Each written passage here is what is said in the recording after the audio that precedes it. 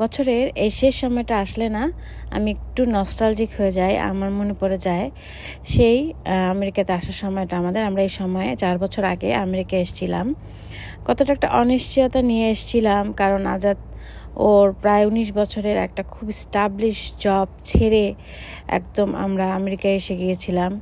এবং আমি আর আজাদ যখন সৌদি আরবে আমেরিকা আসার আগে ওমরা করতে গিয়েছিলাম, আমাদের দুজনের একটাই আল্লাহর কাছে দোয়া ছিল যে আমাদের পথটাকে তো সহজ করা দরকার নেই, পথ মানুষের যেভাবে হয় সেভাবেই হোক, শুধুমাত্র আমাদেরকে যাতে এই পথটা আমরা ভালোভাবে মোকাবেলা করতে পারি, আমাদের সেই ধৈর্যটাই যাতে আমাদের দেয় আল্লাহ।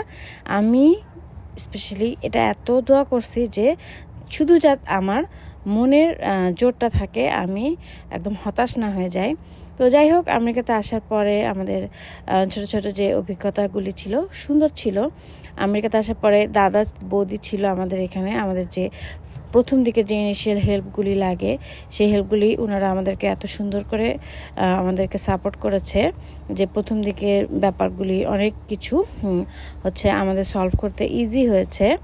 এবং যেটা আসলে নতুন একটা জায়গায় আসলে যেটা হয় প্রথমে, যেটা হচ্ছে জব পাওয়াটা একটা চ্যালেঞ্জ হয়ে যায়, কারণ আমাদের যে সেভিংস থাকে সেটা ভেঙে ভেঙে খেতে গেলে দেখা যায় যে একটা সময় পরে ভয় লেগে যায়। তো জব সার্চ একটা চ্যালেঞ্জ আমেরিকাতে, এমন না আমি যদি বলি যে টাকা কামানো ইজ নট ম্যাটার। আপনি ওয়ালমার্টে গেলে, পাবলিক্সে গেলে বা এ ধরনের যে কোনো শপে গেলে আপনি টাকা কামাতে পারবেন। বাট লাইক আমি আর আজাদ যেটা ডিসিশন নিয়েছিলাম, আজাদ যেহেতু এইচআরে জব করে প্রায় গত 15, 16, 17, 18 বছর ধরে, 17 বছর ধরে।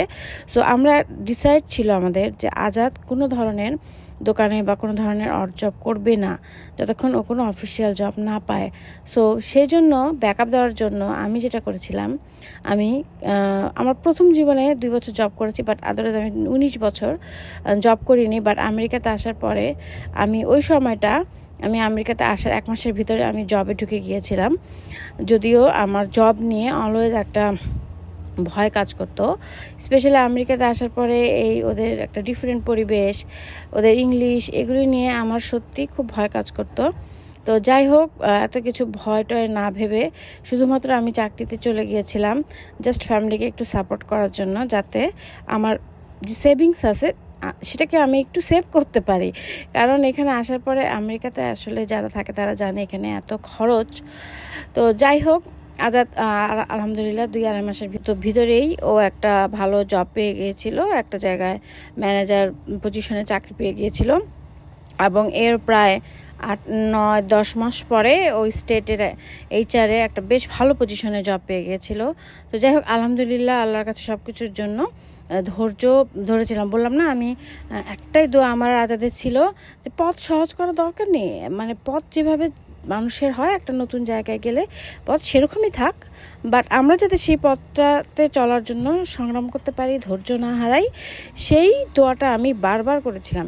কারণ মানুষের জীবনে না আপ অ্যান্ড ডাউনস থাকবে। মানুষ বলে না নজর লাগে, আসলে মানুষের নজর আমি বিলিভ করি না। আল্লাহর রহমত যেখানে থাকবে সেখানে মানুষের নজর কোনো ম্যাটার না। ব্যাপার মানুষের যখন খারাপ সময়টা আসে তখন আসবেই, কারণ লাইফে আপস অ্যান্ড ডাউনস থাকবেই। আপনি লাইফে যখন আপ থাকবে, ডাউন কেন থাকবে না? ভালো যখন থাকবে, মন্দ কেন থাকবে না?